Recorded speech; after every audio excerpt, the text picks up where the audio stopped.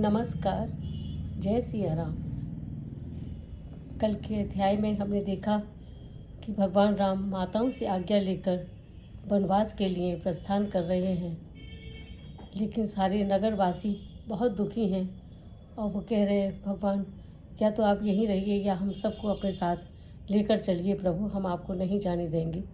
इस तरह बहुत दुखी हो रही है पूरी अयोध्या, लेकिन वो साथ साथ चलती है और इस तरह से आगे का अध्याय हम प्रारंभ करते हैं।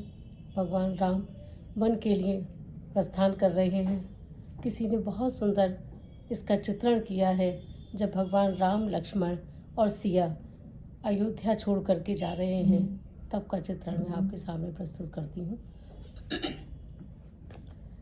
राम चले बनवास सिया संग, तापस भेष बनाया है। राम चले बनवास सिया संग, तापस भेष बनाया है। चले साथ में लक्ष्मण भैया, अवध को शीश झुकाया है। राम चले बनवास सिया संग।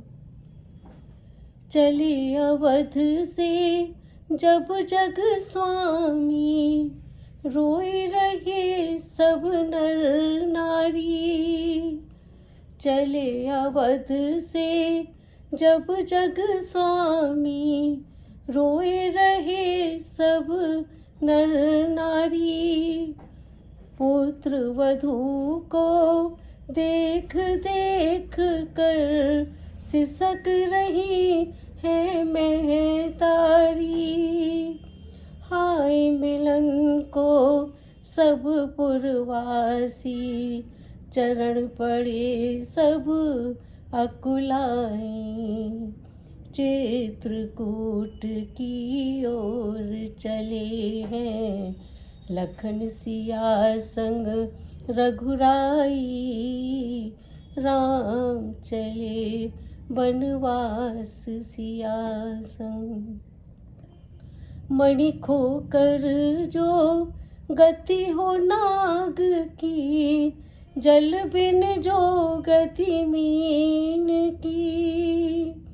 मणि खोकर जो गति हो नाग की, जल बिन जैसे मीन की। तड़प तड़प कहे अवध निवासी, टेर सुनो हम दीनों की।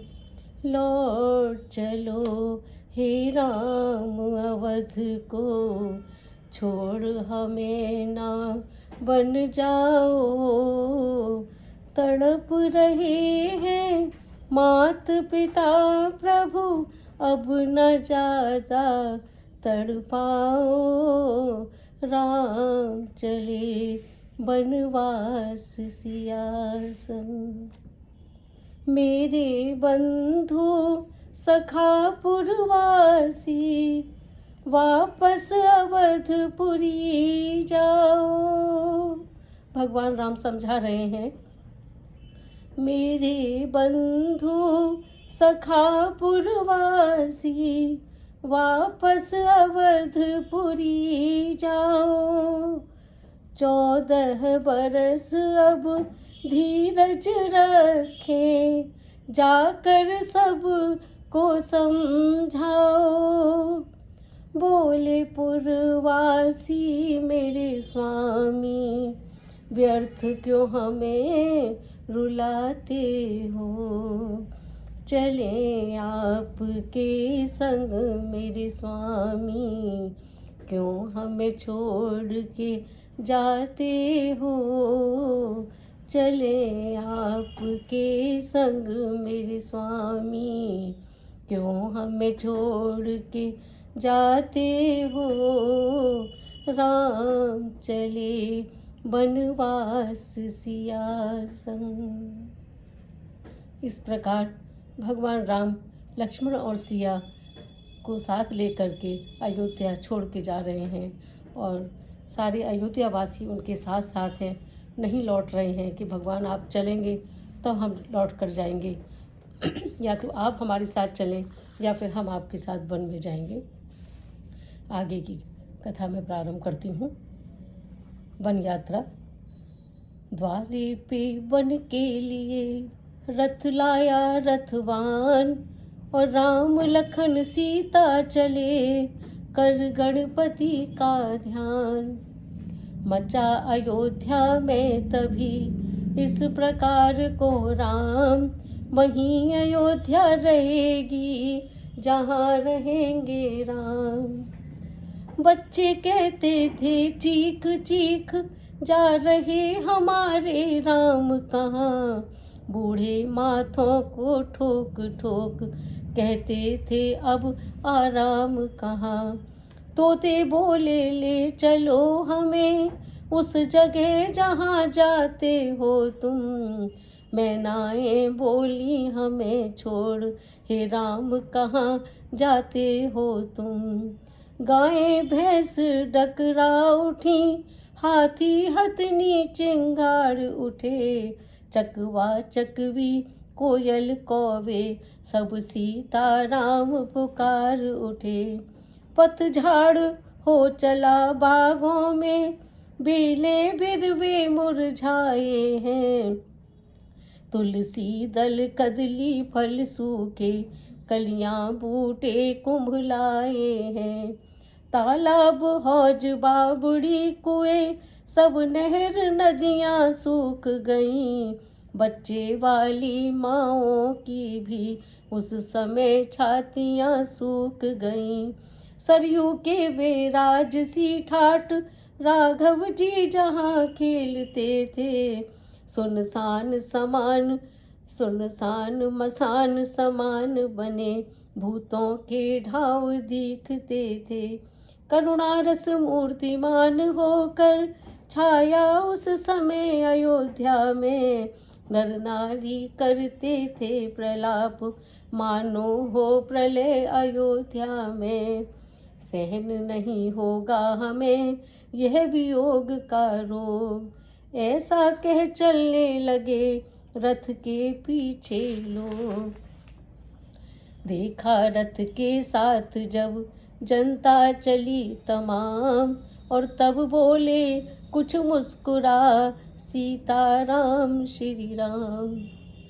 हे मेरे प्यारे बंधुजनों, अब लौट रहो अयोध्या में, 14 वर्षों का यह वियोग धीरज से सहो अयोध्या में। मैं नहीं चाहता इस दुख से तड़पे अकुलाएं पिता मेरे, तुम सब जाकर वह काम करो जिससे सुख पाए पिता मेरे। देखना न गड़बड़ और विघ्न शासन समाज में हो कोई, तुम सब पर राज सौंपता हूँ विप्लव न राज में हो कोई। नहीं साथ हम चलेंगे हमें न दूजा ठाव, और बोले उठे सब प्रजाजन जहाँ धूप और छाँव। समझाया बहुत जनार्दन ने, जन कहाँ मानने वाले थे, वे माने भी परंतु उनके मन कहाँ मानने वाले थे। आगे पीछे दाएं बाएं रथ को घेरा सब लोगों ने, जाएंगे या पिट जाएंगे यह ठान लिया सब लोगों ने।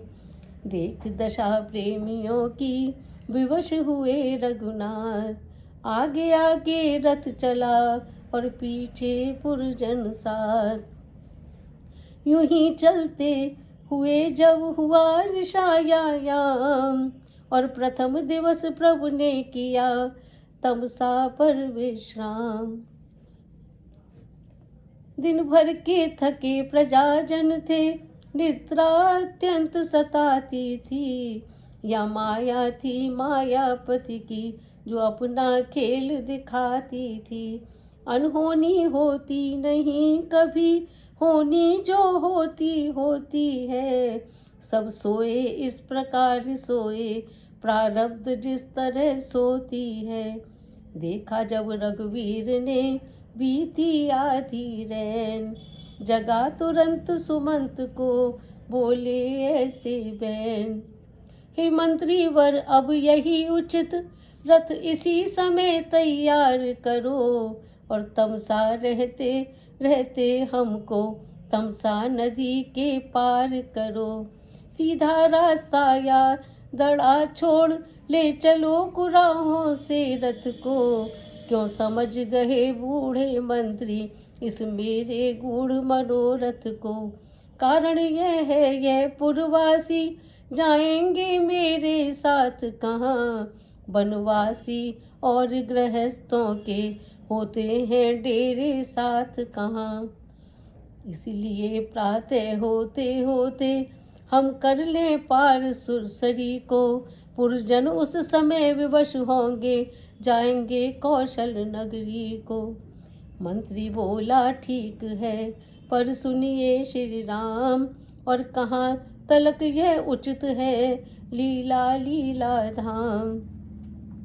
सीता ही छोड़ प्रेमियों को, सोता ही छोड़ प्रेमियों को, राघव का जाना उच्च अनुचित है।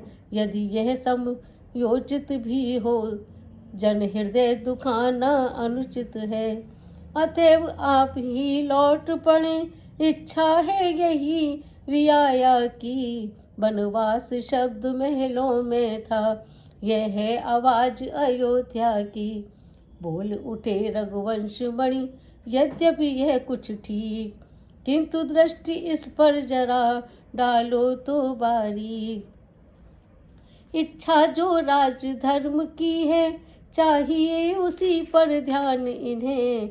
हो राम भूप या हो भरत भूप, दोनों है एक समान इन्हें। मेरे स्नेह के कारण यह क्यों राजाज्ञा को टाल रहे। अनुचित है राम भरत में जो पुरवासी भेद निकाल रहे। इस कारण तोलो तो इनका पल्ला हल्का हो जाता है। माता की आज्ञा का पालन सब प्रकार भारी आता है। अतएव जनों का ध्यान छोड़ इस समय उचित बन जाना है। कर्तव्य मार्ग से डिग जाना कायर या भीरु कहाना है।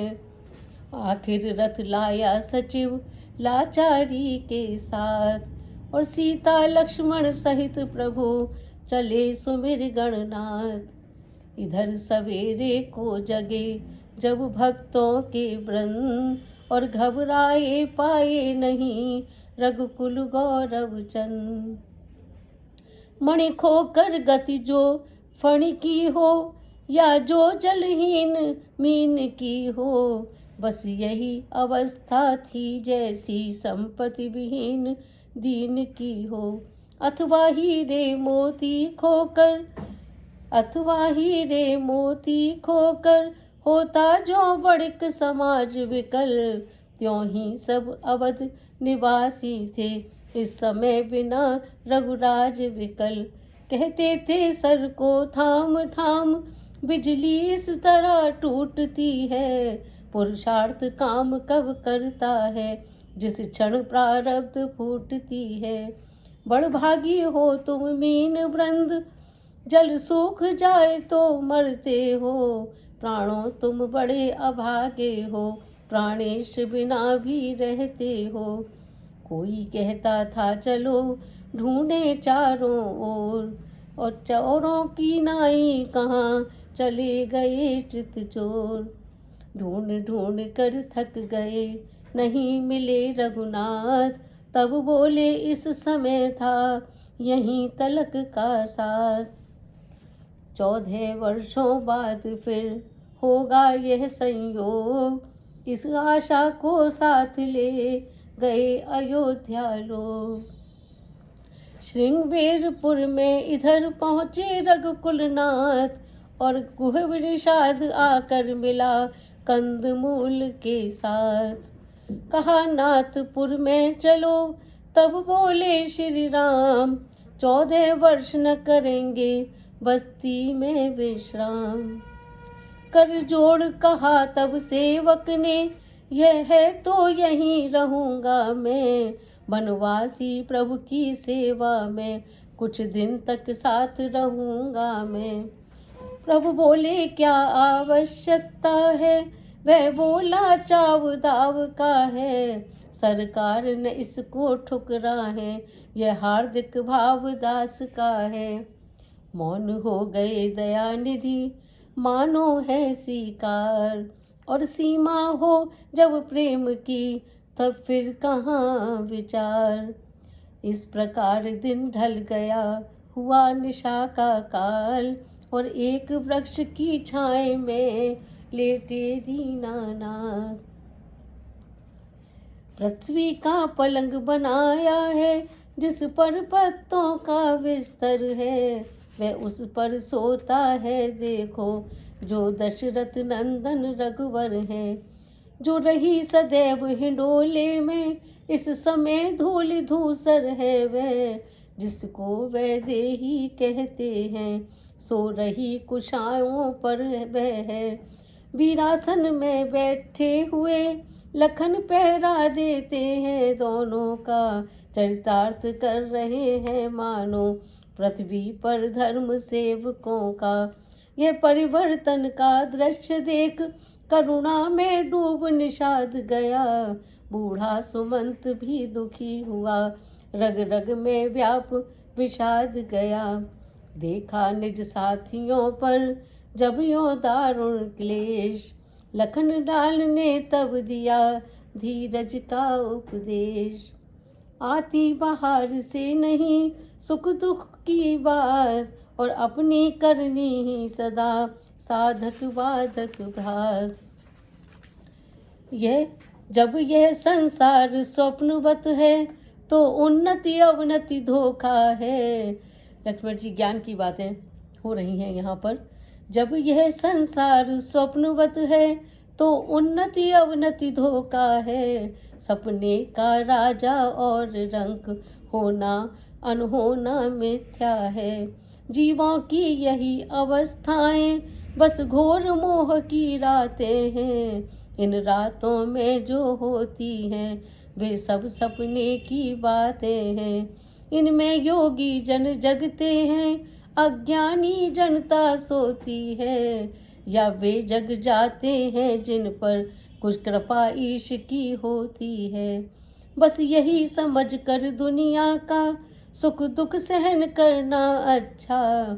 इस धारा से तरना हो तो हरि का सुमिरन करना अच्छा। इस प्रकार सत्संग में बीत गई वह रात। राम सिया वन में जगे, और जग में हुआ प्रभात। मंगवा कर बटका दूध वहीं, सिर जटा बनाई रघुवर ने। मानो बिजली के साथ साथ बदलियां उठाई रघुवर ने। है नहीं शीश पर जटा जूट, यह बन का ताज विराजा है। बलिहार अयोध्या का राजा, इस समय बना वन राजा है। महलों वाले या वन वाले, दो ही तो जग में राजा हैं। वे रागी होकर राजा हैं, वो त्यागी होकर राजा हैं। इन दोनों ही राजाओं में त्रिभुवन का राजा रहता है। बस्ती में कभी दमकता है, जंगल में कभी महकता है। जटाजूट ही क्या सभी सजे बनों के साज। अवध बिहारी बन गए विपिन बिहारी आज। देख दशा उस समय हुआ सुमंत अधीर। हाथ बांध कहने लगा, सुनो राम रघुवीर। देखा जाता है नहीं वन का यह श्रृंगार, और वापिस चलिए अवध को रथ सम्मुख तैयार। सुमंत बहुत दुखी हो रहे हो, भगवान राम से कह रहे हैं भगवान वापिस चलिए। हो गई कैकई की आज्ञा, वन में सरकार विराज चुके। बहु तेरे हृदय गमन पे प्रभु, वरदानों के घन गाज चुके। अब चलिए महलों को चलिए, जनता जीवित हो जाएगी। अपने राजा को सभा मध्य अब वही मुकुट पहनाएगी। प्रभु बोले यह बात अब बहुत हो गई दूर, और पीछे फिरते हैं नहीं सती सिंह या शूर। मंत्री मंत्री बूढ़े मंत्री, यदि हमको आप चाहते हैं, तो हम उस चाहत के नाते तुमसे बस यही मांगते हैं। भगवान राम सुमंत से कह रहे हैं, अगर तुम्हें हमें वास्तव में स्नेह करते हो तो हम आपसे बस यही मांगना चाहते हैं, जितनी जल्दी हो सकते उतनी जल्दी घर जाओ तुम, और 14 वर्षों के लिए तात इस राघव को बिसराओ तुम। बूढ़ा मंत्री रो उठा, कहा कलेजा थाम, अच्छा इतना ही करो हे रघुनंदन राम। वैदेही बेटी को वन में रोते हम देख नहीं सकते, पत्तों पर और कुशाओं पर सोते हम देख नहीं सकते, इसलिए इन्हीं को लौटा कर कुछ प्राण दीजिए कौशल को। यदि यह भी वन की ओर गई तो मरा समझिए कौशल को। यदि सीता जी को ही लौटाओ, छाई ये ध्वनि मैदानों में, और सबसे पहले ये ध्वनि पहुंची सीता जी के ही कानों में। सीता ही उत्तर देने को मंत्री के सम्मुख बोल उठी, मानो लज्जा के ताले को व्रत की कुंजी से खोल उठी। मंत्री सोने की चमक कभी सोने से अलग न होती है, चरणों की रेखा चरणों के धोने से अलग नहीं होती। चांदनी चांद के संग रहती, बिजली घन के संग रहती है, पत्नी पति की अनुगामिनी है, जड़ सृष्टि तलक ये कहती है स्वर्णपुरी सी अवधपुरी, पर मुझे न लालच ललचा सकती है, हंसनी मानस सर को तजकर अन्यत्र नहीं जा सकती है। इतने में बोले लखन, जहाँ नहीं है न्याय, ऐसे राजा के यहाँ कौन लौट कर जाए। कहना माता के कैसे घी के चिराग जलवाए वे, हम कांटे थे सो निकल गए, निष्कंटक राज चलाए वे। लखन क्रोध में कहते हैं, अपनी मन की भड़ास निकाल रहे हैं, यह भी कह देना क्षमा करें, हम बेटे वे महतारी हैं, और जो कृपा हम उन्होंने हम पर की, हम उसके भी आभारी हैं। और न कह पाए लखन, किया राम ने बंद, सदा बड़ों के हुक्म में छोटा है पावन।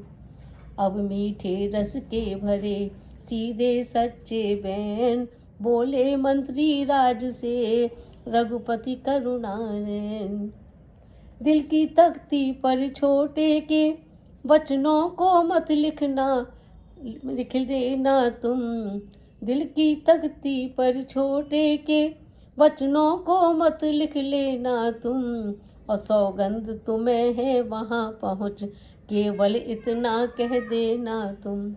माता दें आशीर्वाद हमें, हम कुशल सहित घर आएंगे, जब 14 वर्ष पूर्ण होंगे तब दर्शन उनके पाएंगे। इन 14 वर्षों में भी हम क्षण मात्र न भूलेंगे उनको, अपने विचार के मंदिर में श्रद्धा से पूजेंगे उनको। यह कहकर उठे भक्त वत्सल, फिर हृदय लगाया मंत्री को, नाना प्रकार से समझाकर कौशल लौटाया मंत्री को।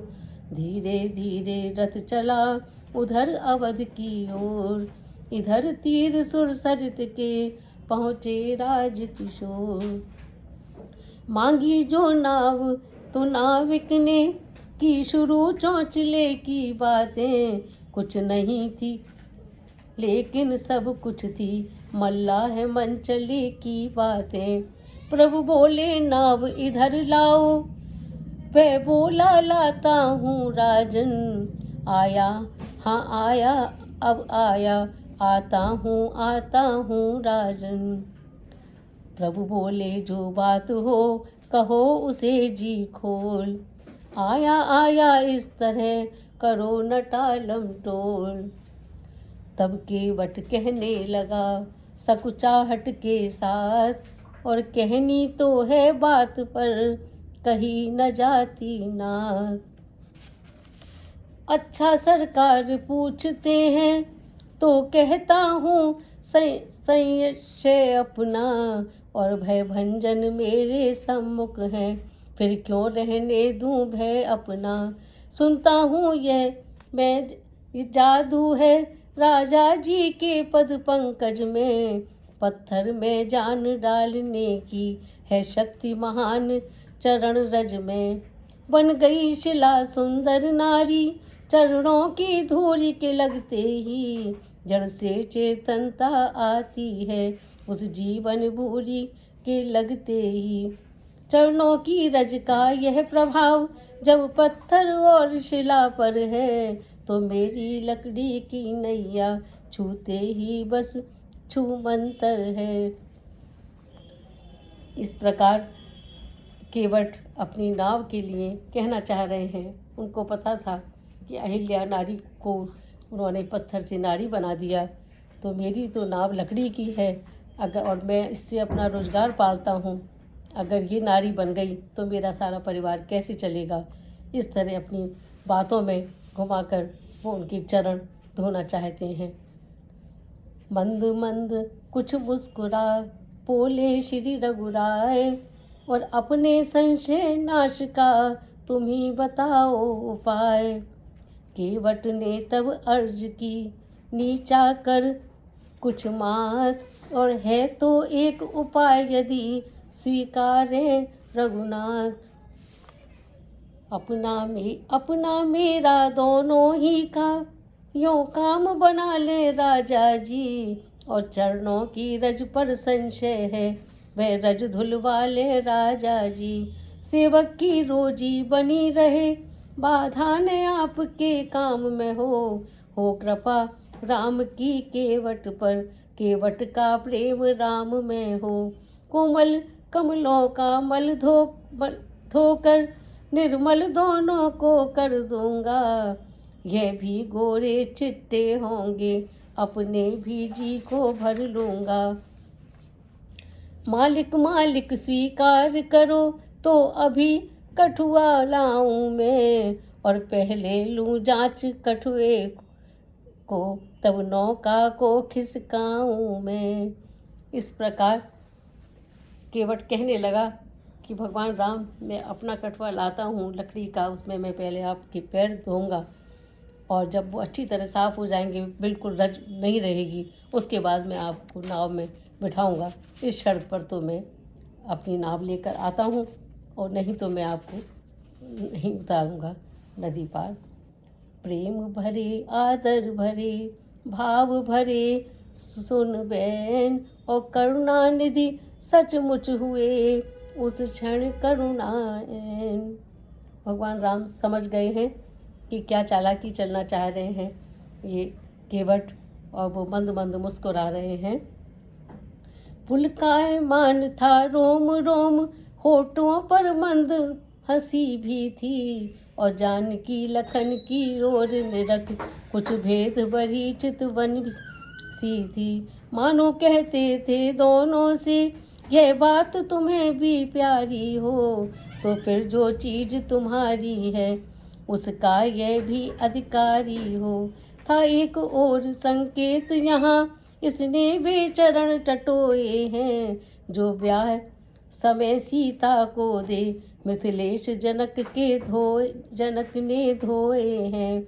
हो गया गुप्त प्रस्ताव और अनुमोदन तथा समर्थन भी, तब चरण धुलाने को आगे बढ़ आए कौशल नंदन भी। कौशल नंदन भगवान राम तैयार हो गए केवट से कि ठीक है भाई, तुम हमारे चरण धो लो, लेकिन हमें नदी पार करनी है, हमें अपनी नाव में बिठा लेना। कहा तुम्हारा जाए यदि संशय इसी प्रकार, तो हम भी तैयार हैं, लो यह चरण पखार। मन चीता जब मिल गया माझी को वरदान, पग धोने का तब किया पल भर में सामान। अब केवट अपने कठौती को लेकर आते हैं और भगवान राम के चरण धोते हैं और बहुत देर तक वो चरण उनके पखारते रहते हैं। भगवान राम कहते हैं मैं तो थक गया एक पैर से खड़ा खड़ा। बोले आप खड़े रहिए, अभी जब तक मैं जरा सी भी रज रह जाएगी इसमें तब तक आपको नहीं बिठाऊंगा अपनी नाव में। और इस तरह वो केवट खो गए हैं भगवान राम में। आगे की कथा में कल आपके सामने लेकर आऊँगी। भगवान राम और केवट का संवाद कल। तब तक के लिए जय श्री राम।